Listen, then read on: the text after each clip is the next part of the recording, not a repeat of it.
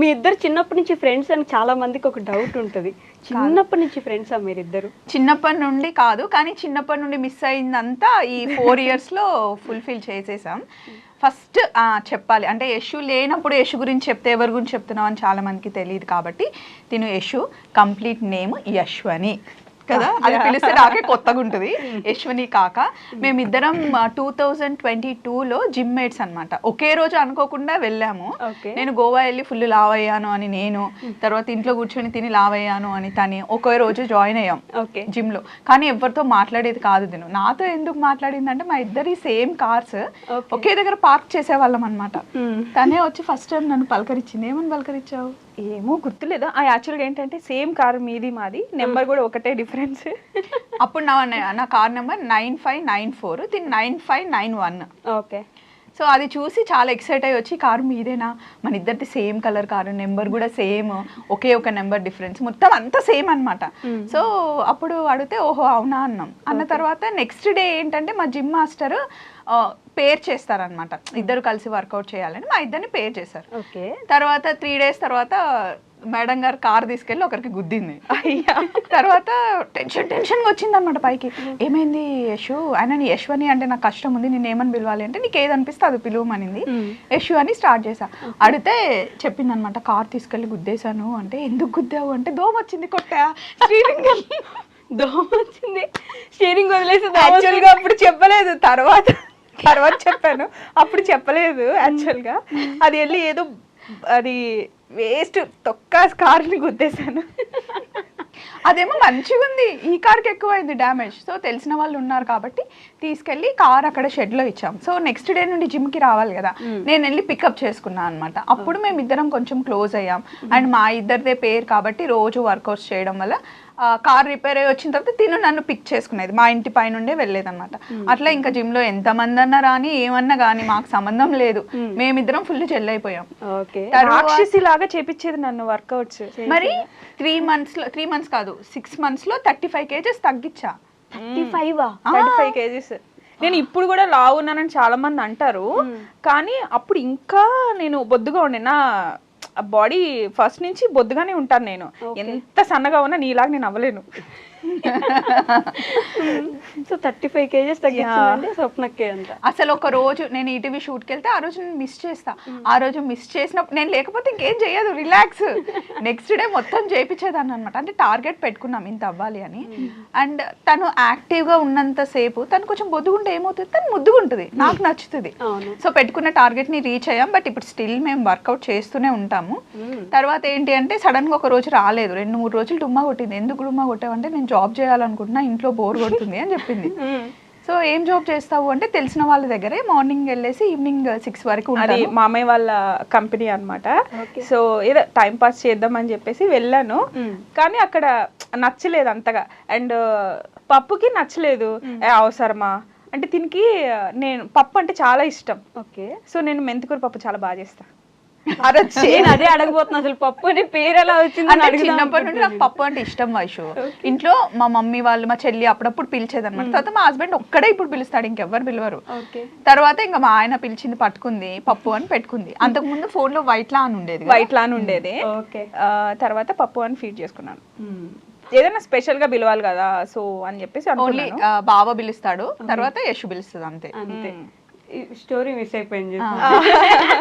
అలా వెళ్ళాను, కానీ అవసరమా నీకు వెళ్ళొద్దు అట్లా నిండి. సర్లేని చూసాను. ఒక 2 days వెళ్ళాను. మా కజిన్ కూడా ఉన్నాడు అక్కడ. అంత వర్కౌట్ అవ్వట్లేదు లేదని చెప్పేసి నేను రావట్లేదు మావయ్య అని చెప్పేసాను. 3 daysకే చెప్పేసా. యాక్చువల్గా ఏం జరిగింది అంటే జాబ్కి వెళ్తుంది తను. అప్పుడు 15,000 20,000 ప్యాకేజ్ మాట్లాడింది ఎవ్రీ మంత్. సో మార్నింగ్ వెళ్ళి ఈవినింగ్ వచ్చేసరికి వర్కౌట్ మీద ఇంట్రెస్ట్ ఉంది కానీ చేయలేకపోతుంది. ఇంట్లో వంట అండ్ గుడ్ థింగ్ ఏంటంటే అసలు మేడ్ని పెట్టుకోదు, మొత్తం వర్క్ అంతా తనే చేసుకుంటుంది.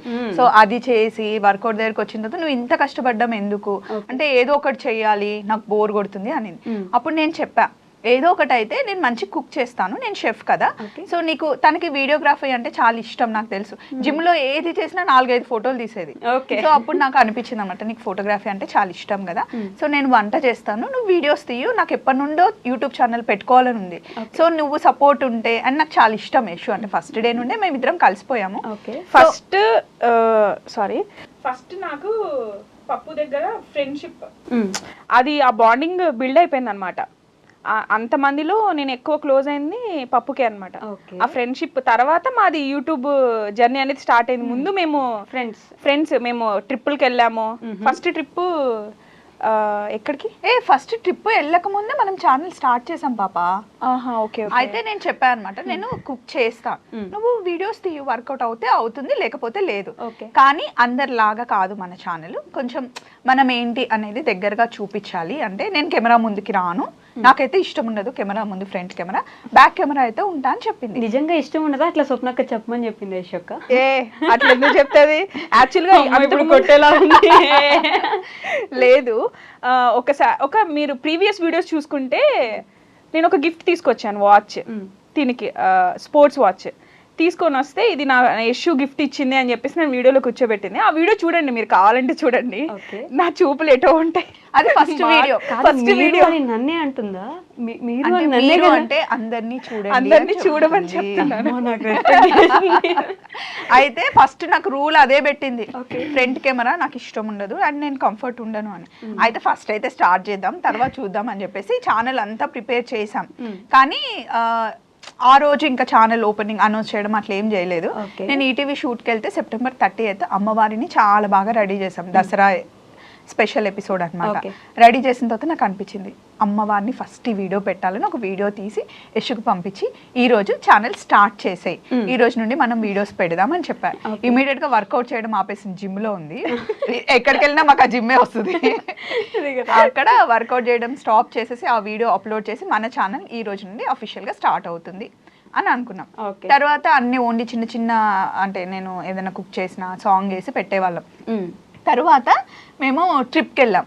ఎక్కడికంటే ఒక 2-3 months అయింది ఛానల్ స్టార్ట్ చేసి, కానీ అంత యాక్టివ్గా ఏం లేము. October 5th I think, October 5th 6th మేము వెళ్ళాము టూర్కి, ఫ్యామిలీ అంతా కలిసి మేము వెళ్ళింది ఫస్ట్ ట్రిప్ అనమాట. బెంగళూరుకి వెళ్ళాం.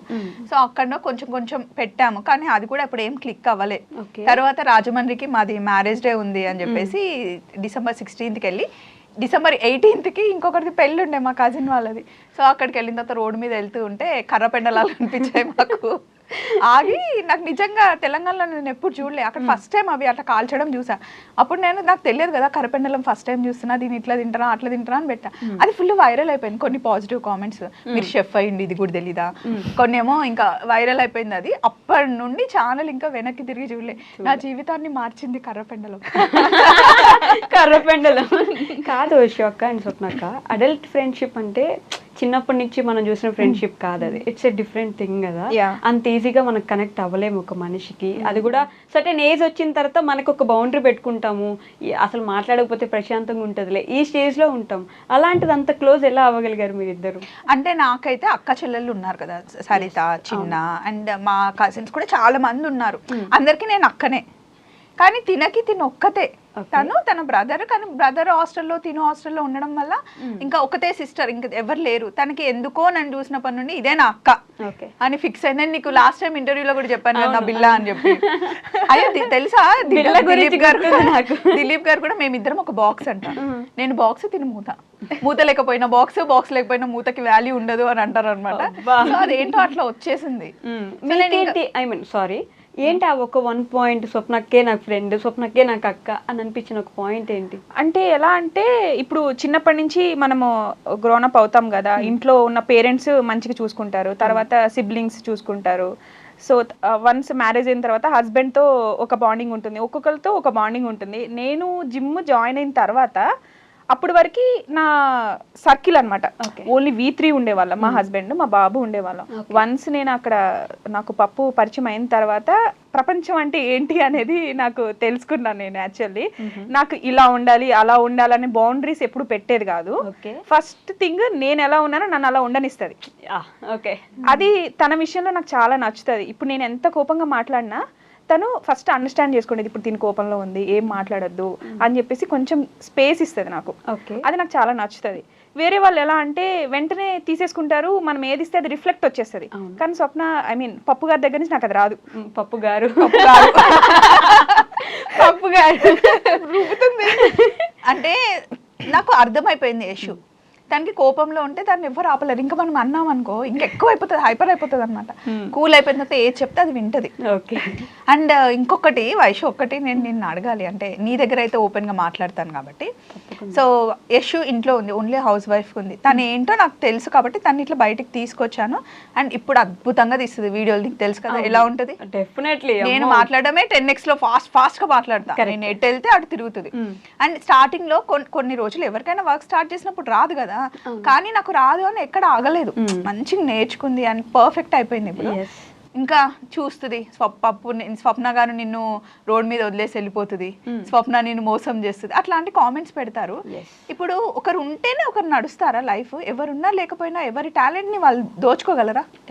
ఎవరిని దోచుకోలేరు first thing. And second thing, పప్పుని స్వప్నక్కని యశు వదిలిపెట్టడం కానీ, యశు అక్కని స్వప్నకు వదిలిపెట్టడం కానీ మీకు ఎందుకు అసలు? ఫస్ట్ రోడ్డు మీద వదిలేసిపోద్దంటే మీరు చూసారా? అంటే ఫ్యూచర్లోకి వెళ్ళి చదివేసి వచ్చారా? వాళ్ళు వదిలేస్తారా, వదిలేయరా? వాళ్ళ టాలెంట్ వాళ్ళకి సపరేట్గా ఉంది, అసలు ప్రాబ్లమే లేదు. నాకు ఈ క్వశ్చన్ ఉంది, నేను అడగాలి యాక్చువల్లీ మిమ్మల్ని. మీరిద్దరు ఇట్లా గమ్ములా అతుక్కొని ఉంటారు. అదే ఫస్ట్ జెలసీ అందరికి, ఓర్వలేరు ఎవరు. కాబట్టి ఆబ్వియస్లీ ఆ కామెంట్స్ అయితే వస్తాయి. కానీ రోడ్డు మీద వదిలేసిపోతుంది స్వప్న. ఏ రోడ్డు మీద అంటే హైవే మీద, లేకపోతే ఇంకెక్కడైనా బిహెచ్ఎల్ పక్కన రోడ్డు మీద? మాకు ఏ కామెంట్స్ వచ్చినా మేము ఫీల్ అవ్వం. కానీ అది ఎక్కడో ఏంటంటే మాకేమనిపిస్తుంది అంటే ఫ్యామిలీలో ఎవరైనా చూసినా, ఫ్రెండ్స్ ఎవరైనా చూసినా ఏమనుకుంటారు అని. ఎందుకంటే అంటే ఒక హౌస్ వైఫ్గా ఉన్న అమ్మాయిని బయటకు తీసుకొచ్చా. యశు అనే కాదు, మీకు కూడా చెప్తున్నానండి, లేడీస్ అన్నప్పుడు ఇంట్లోనే ఉండాలి అని కాదు, బయటికి వచ్చి ఎంతో చేయగలం. అలా సపోర్ట్ కావాలి. ఇప్పుడు యశుకి నేను సపోర్ట్, అలాగే మీ చుట్టుపక్కల ఉన్న సపోర్ట్ తీసుకోండి. కానీ ఇప్పుడు నేను యశుని నిజంగానే ఒకవేళ వదిలేసిన, లేకపోతే నేను లేకపోయినా తన దునియాలో బతకగలదు. ఇప్పుడు ఒకప్పుడు 4 years బ్యాక్ భయపడేది, అమ్మో నేను వెళ్ళలేనేమో, నేను జాబ్ చేయలేనేమో, నాకు నలుగురితో మాట్లాడడం సెట్ కాదు. జిమ్లో ఉన్నప్పుడు కూడా అనేది, ఎందుకు వాళ్ళతో మనం మాట్లాడాలి, లేకపోతే ఏమవుతుంది, మన ఫ్యామిలీ ఉంది కదా, మనకు ఫ్రెండ్స్ ఎందుకు, వాళ్ళు ఎందుకు, వీళ్ళు ఎందుకు అనేది. కానీ ఇప్పుడు మా సర్కిల్లో ఎవరైనా 4 రోజులు ఫోన్ చేయకపోతే తనే ఫోన్ చేసి మాట్లాడుతుంది. అసలు యాక్చువల్గా ఏంటంటే జనాలతో నేను ఎక్కువ మింగిల్ అవ్వలేను. అంటే చెప్పాను కదా, నా ఇంట్రోవర్ట్ అంటే సర్కిల్. అండ్ ఇంకొకటి ఏంటంటే నా కంఫర్ట్ నాకు ఉంటుందో ఉండదా అంటే కొంచెం అడ్జస్ట్ అవ్వాల్సి వస్తుందేమో అని చెప్పేసి అదొక చిన్న ఇన్ఫీరియారిటీ కాంప్లెక్స్ అనుకోవచ్చు, మేబీ అట్లా ఉంటుంది అనమాట. ఈవెన్ నేను కాలేజ్ డేస్ లో ఉన్నప్పుడు కూడా గ్రూప్స్ ఉండేవాళ్ళు, కానీ నేను సింగిల్ గా ఉండేదాన్ని. గ్రూప్స్ అందరూ నాతో మాట్లాడేవాళ్ళు, నేను అందరితో మాట్లాడతాను. వాళ్ళతో మాట్లాడద్దు, వీళ్ళతో మాట్లాడద్దు అని చెప్పేసి గ్రూప్స్ అనుకునేవాళ్ళు. కానీ నేను మాత్రం అందరితో మాట్లాడతాను, కానీ నేను సింగిల్ గా ఉండేదాన్ని. నాతో వచ్చి మాట్లాడితే నేను మళ్ళీ మంచిగా మాట్లాడతాను. నాకు ఇప్పుడు ఈ క్వశ్చన్ స్వప్నకు అన్న తర్వాత అనిపించింది, నిజంగానే స్వప్నకు ఎప్పుడైనా రోడ్ మీద మిమ్మల్ని నడి రోడ్ మీద అలా వదిలేసి వెళ్ళిపోతుంది అని అనిపించింది ఎప్పుడైనా? అసలు ఆ థాటే నాకు రాదు, అది అసలు జరగదు కూడా. అసలు ఎందుకు వదిలేస్తాం వైషు కదా?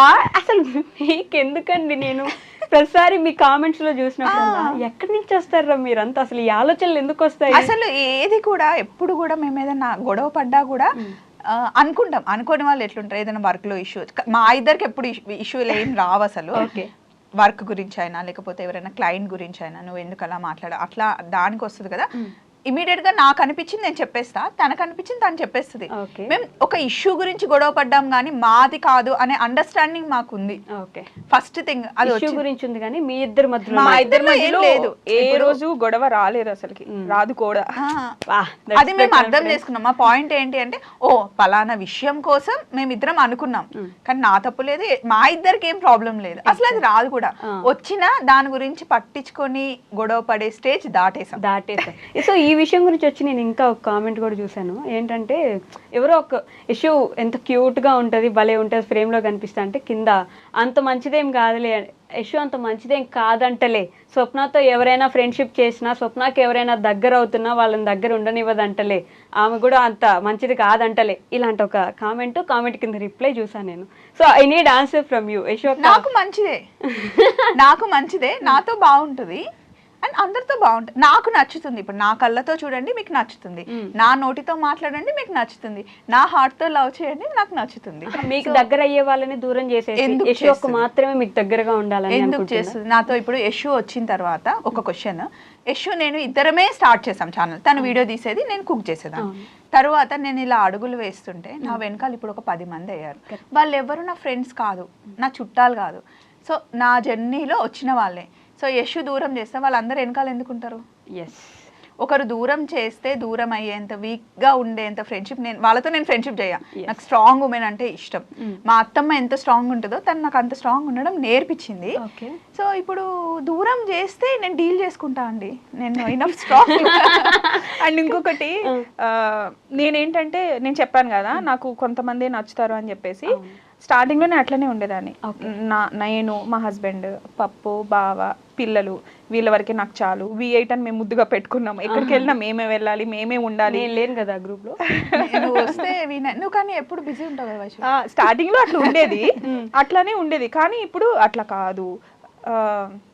లైఫ్ అంటే నలుగురే కాదు, జనాలు ఉండాలి, జనాలంటే నాకు చాలా ఇష్టం అని చెప్పేసి పప్పు ఎప్పుడు చెప్తుంది. ఇప్పుడు నన్ను ఎప్పుడు తిడుతుంది, ఎట్లా అంటే నువ్వు మారవే, నువ్వు అంతే అని అంటది. కానీ ట్రై చేస్తున్నా నేను మనుషులతో మింగిల్ అవటం కోసం అని చెప్పేసి అందరినీ తిని కోసం నేను చాలా చాలా యాక్సెప్ట్ చేస్తా. అలా ఎందుకు యాక్సెప్ట్ చేస్తానంటే పప్పు కూడా అంతే, నా కోసం చాలా చేస్తుంది కానీ బయటికి కనిపించదు, అందరి కోసం చాలా చేస్తుంది. సో అందుకోసం నేను తన కోసం ఏదన్నా చెయ్యాలని చెప్పి నాకు ఎప్పుడు అనిపిస్తుంది.